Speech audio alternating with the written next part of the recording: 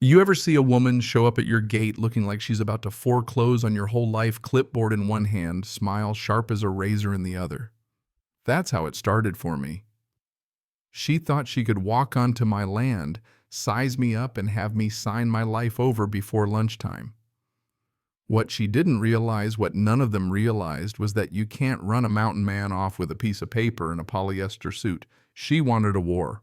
Well, she got one, and trust me, she picked the wrong guy. I remember that morning like a bad rerun. There I was, sweat dripping off my chin, covered in pine sap, hacking away at a stubborn branch when I spotted her standing there at the edge of my gravel driveway, arms folded, blazer so pink it could have blinded a deer at 50 yards. Mr. Trenton, she called out like it was her property, and I was the help.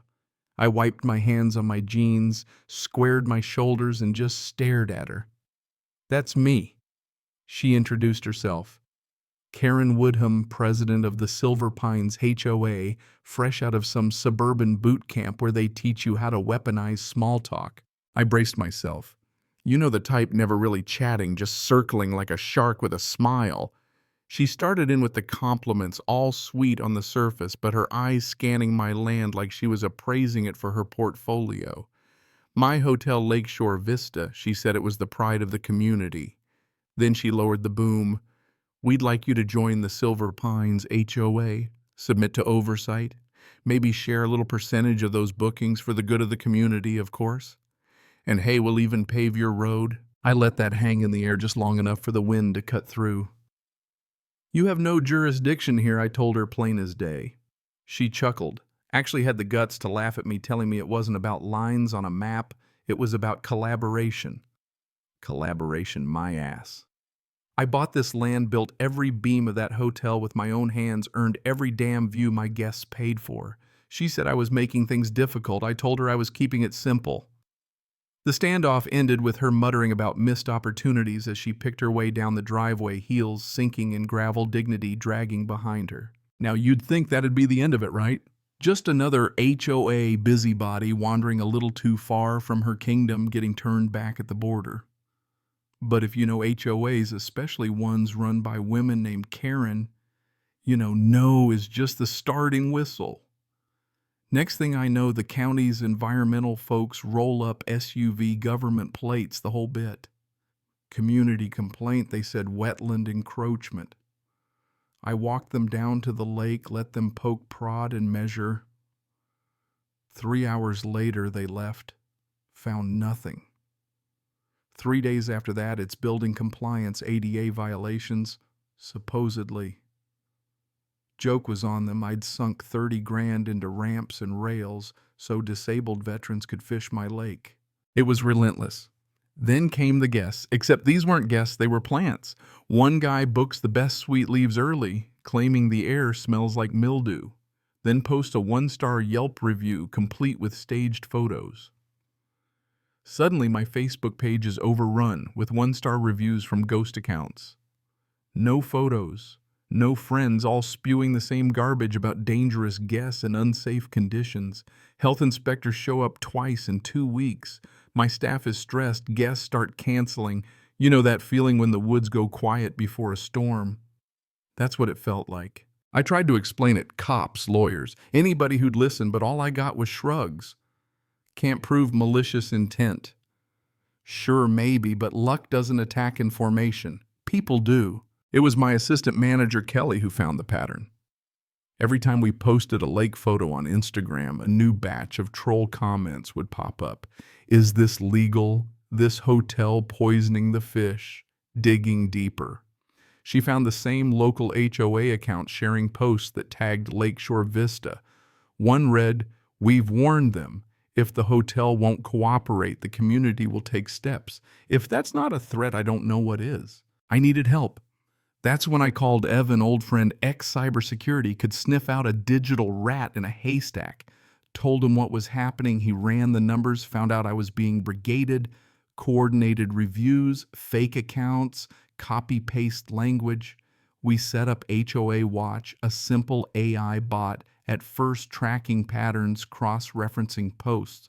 What we found, multiple accounts, all triggered by anything I did on social in town, didn't matter. Meanwhile, in real life, HOA types started showing up at the edge of my land pretending to birdwatch, taking pictures over my fence.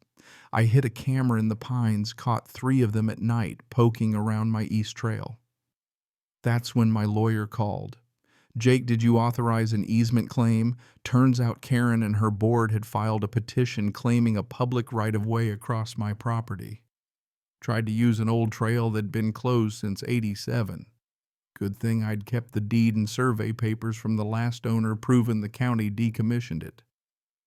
I slapped that on the county clerk's desk so hard she raised an eyebrow. "You sure you want to poke the HOA hornet's nest?" she asked. "Lady, I told her they already built a nest in my rafters. I'm just setting it on fire." But something was off. It felt too coordinated, too polished, like Karen was just the front. Evan dug deeper, tracing a fake website, trashing my hotel to a shell company tied to West Northwood LLC, a big real estate firm that tried and failed to buy my land 2 years back. Suddenly it all clicked. The reviews, the sabotage, the pressure. It wasn't just Karen, it was corporate money pulling strings. Things escalated fast. One morning, Kelly pulls me outside.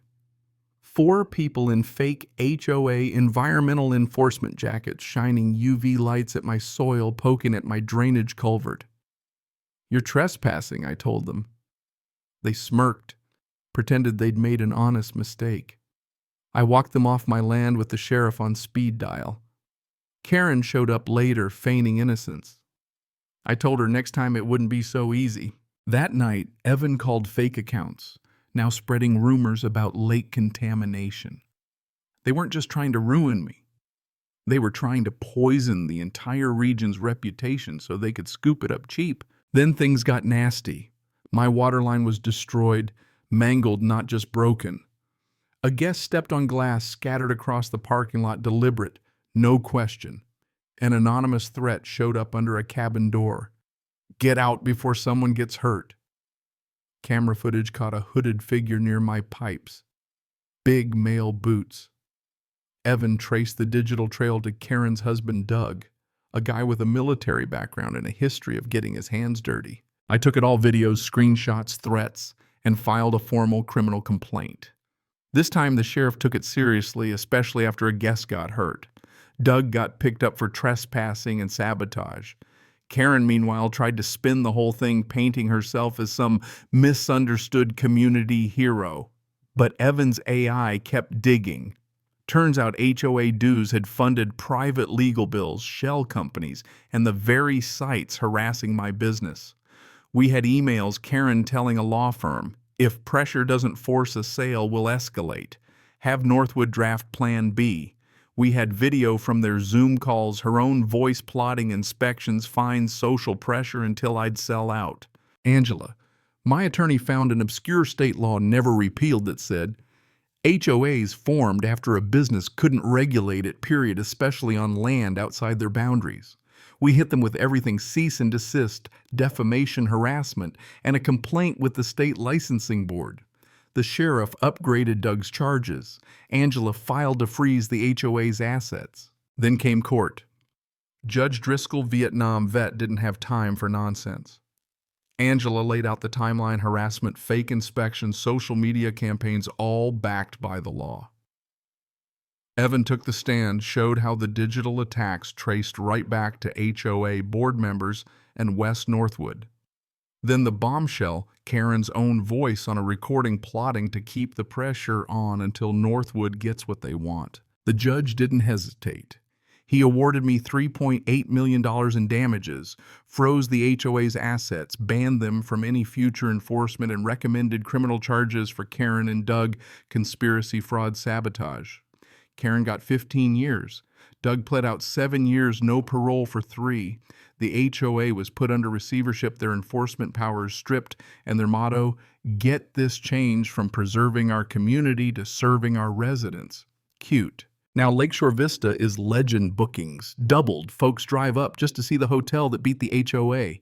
We run silence retreats now. No phones, no drama, just peace and a German shepherd named Moose who only growls at HOA types.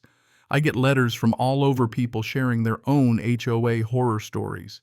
You know, I didn't pick this fight, but I damn sure finished it. So tell me, if someone tried to erase your life, your business, your peace, would you fight back or just give in? Drop your story, your take on HOAs in the comments. Let's see who's really out there living free. And hey, if you believe in standing your ground, hit that like button and share this story. Somebody out there needs to hear it.